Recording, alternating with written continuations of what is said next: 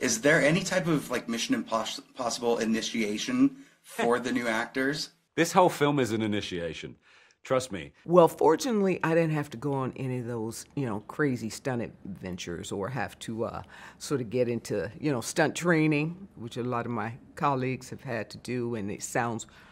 You have to just be trained for everything in these films where, like, Top Gun, that was, I was flying an F-18, so that was that type of training. I can speak for her, she can speak for herself as well, but that one, she had a superpower already.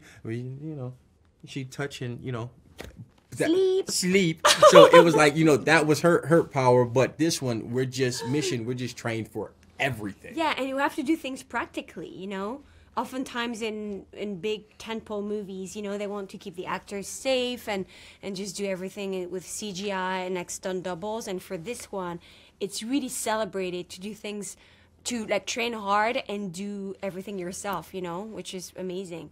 I was kind of like the den mother of the new cast because we were all living together in Norway and Rome, and we were doing Dead Reckoning.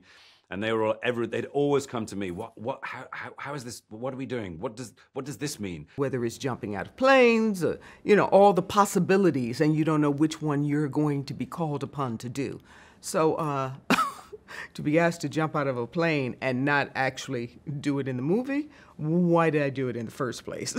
That alone, just the kind of baptism of fire that is making these films. We make them in a very particular way. You have to be match fit. You have to be ready for anything.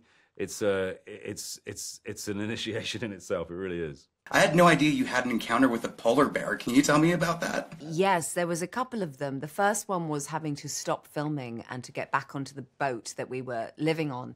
So because the polar bear was walking across the set, and we could see it in the distance through binoculars very far away, and we were just in awe of this kind of grey dot that we could see in the distance. And then we were playing cards below deck one night, and there was this kind of excitement upstairs, and we all put our layers of clothes on and ran up onto the deck of the boat, and we saw a polar bear walking towards us and getting on its hind legs and putting its front paws on the side of the ship. And so we're really lucky, but also there was definitely a responsibility to make sure that we were respecting this environment. And eventually the polar bear walked off, but it's just an image I'll never forget. Was there anything that you took off of set, given this has been such a long journey for you?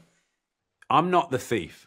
Hayley Atwell is the queen of nicking things from the set. I stole quite a lot of things from this movie. Now, I don't know if she was doing method acting, because Grace is obviously a skilled thief. I think playing Grace sort of rubbed off on me, but I ended up stealing salt and pepper shaker, an ashtray, the key, a poison pill, a necklace, a watch, some fossils, documents I found in a drawer, and some broken glass. She's the queen of pilfering. I ain't steal nothing from set. I took like my sweater home, the sweatpants, when I'm changing out my costume. I stole what I called a husband beater, because you can't say wife beater anymore, so I call it the husband beater. Like what I'm wearing in the first fight. Tom said he stole a plane from set. That's and fun. I'm like, No, I challenged him to a dance off. I don't remember what the song was, but it was pretty good.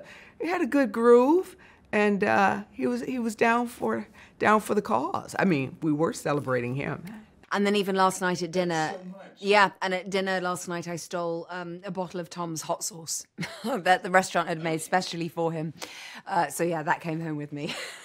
I should have something. Do you know what I mean? I would like a mask or something. I think the trick is just distraction and just having sort of like a very innocent-looking face, and being polite and British means that actually you can get away with a lot.